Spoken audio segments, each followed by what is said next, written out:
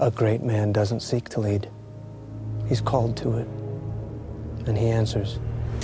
Yep, you read that caption correctly. I ain't trolling any of you movie lovers today, that's right. In this video, we're diving into the desert planet of Arrakis with the Atreides family and exploring the newly released Dune, directed by one of the modern greats of our generation, Denis Villeneuve. Oh boy, I can't even begin to tell you how excited I am for this one. I mean, come on, Timothee Chalamet and Zendaya in the same film? Need I say more? Okay, I'm gonna stop being such a fanboy now and get straight down to business.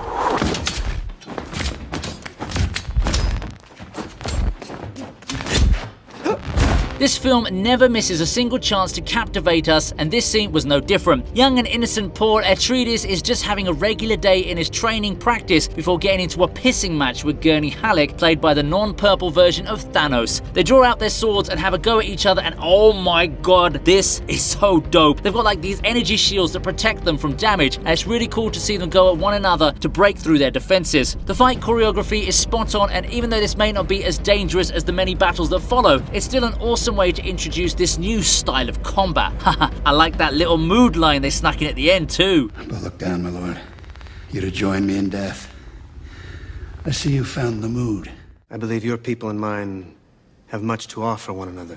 You are outworlders. You come here for the spice, you take it, giving nothing in return. You know, for a movie set in a dystopian future that tackles themes like power hierarchies, class differences, and identity, Dune still sneaks in a good laugh every now and then. The best example of that is the scene that introduces us to the memorable Stilgar, played by the ever so charming Javier Bardem. Damn, those blue eyes make him look even more dreamy. No, it's not weird, okay? Anyway, the way he introduces himself by just spitting on the floor could very easily have pissed anyone off, but then just as things get a little heated, Duncan reveals that it's apparently some kind of greeting for the freeman. Haha, yeah right. He goes on to give some very simple philosophy. Don't mess with me, and I won't mess with you. Yep, that's pretty straightforward, isn't it? But what really took the cake for me was the way Stilgar just leaves the room after just hearing Leto's promise not to They say you're the Mahdi, but you look like a little boy.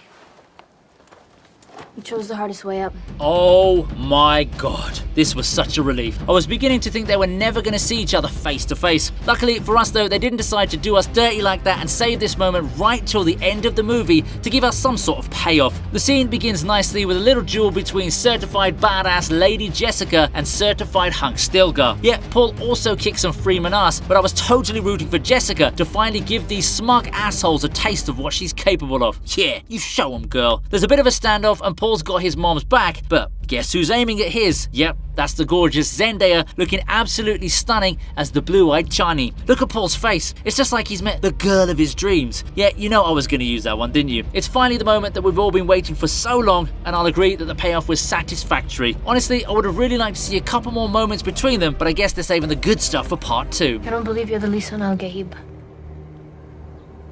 but I want you to die with honor. You dismissed my mother in her own house. Come here, kneel.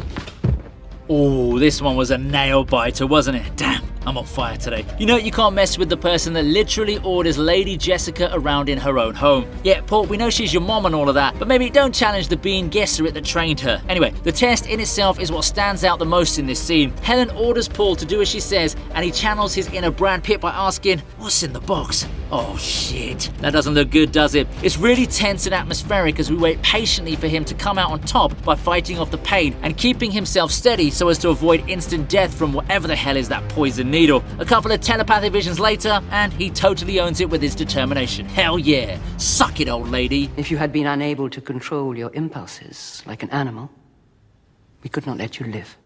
How many men on that crawler? Crew of 21. Our ships can take 6 each. And still 3 short. We'll find a way. Yeah, we're really upping the stakes now with one of the best reveals in the film. We already know about the importance of spices in this world when Leto assembles his team to retrieve a carry-all filled with that good shit. Of course, there's an oh crap situation and the team needs to rescue the crew that's unable to get hold of the vessel. The director does a good job of hiding the monster's appearance right until the very end of this scene, and I believe that it really adds to all the anticipation that's been building up for so long. Yep, there it is. Oh man, I can't keep on going on about how awesome the effects and visuals are in this movie. But did you see that freaking sandworm? Dear God, that's a creature sent straight from hell. It's almost like a thriller and action sequence built together into an absolute cracker of a scene.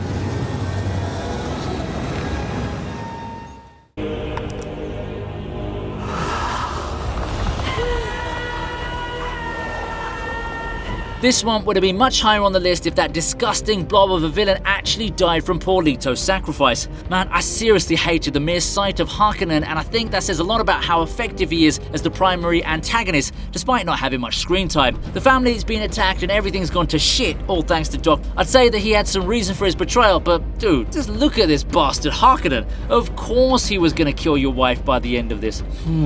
Well, at least you equip Leto with what basically turned out to be a suicide mission. The sheer atmosphere of this scene is amazing, and you can't help but feel sorry for Leto in his horrid state. The transitions between him and Paul are top class, and I was jumping up with joy when he bit into that fake tooth and released the poisonous gas to seemingly kill everyone in the room. But of course, I was left feeling trolled when I saw the disgusting freak alive and well by the end of it.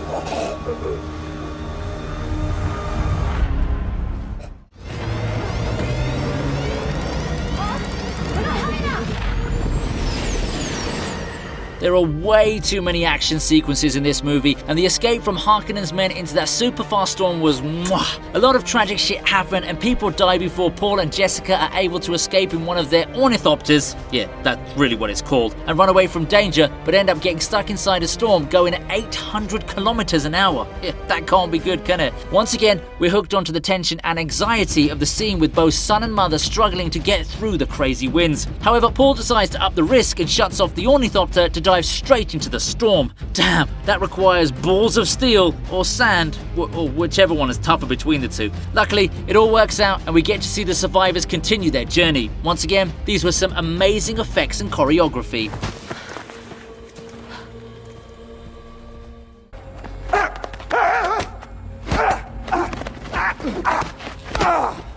You're toying with him. The final battle always sneaks into the top 3 one way or another, doesn't it? But this battle isn't the kind of nail-biting finale you'd typically expect from a big-budget blockbuster. This is actually something you might see at the beginning of such films. Anyway, Jamis doesn't agree with Stilgar leading the Freemen and challenges Paul to a battle. Chani taunts Paul with some pre-match sledging and the battle begins. You'd think that Jamis would put up a much better fight, but no. Paul literally gives him so many chances to yield, but the Freemen fight to the death, so Paul just goes like, okay bro, die. It's a little funny if you think about it. This fight definitely sets up his character and establishes his motivations for part 2. Yes, of course there's going to be a sequel. I mean, what did you think? You're one of us now. A life for a life. Come with us to Stilgar. No! Duncan! Oh, no! Duncan, no!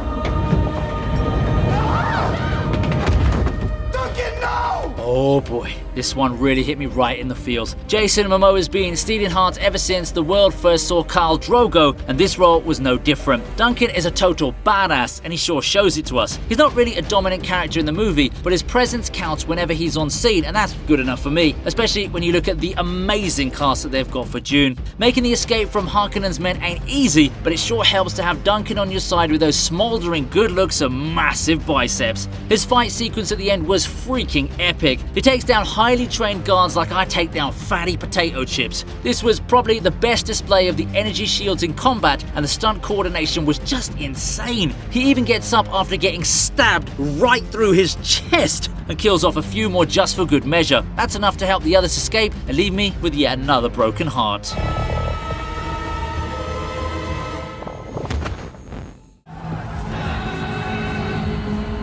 God in heaven.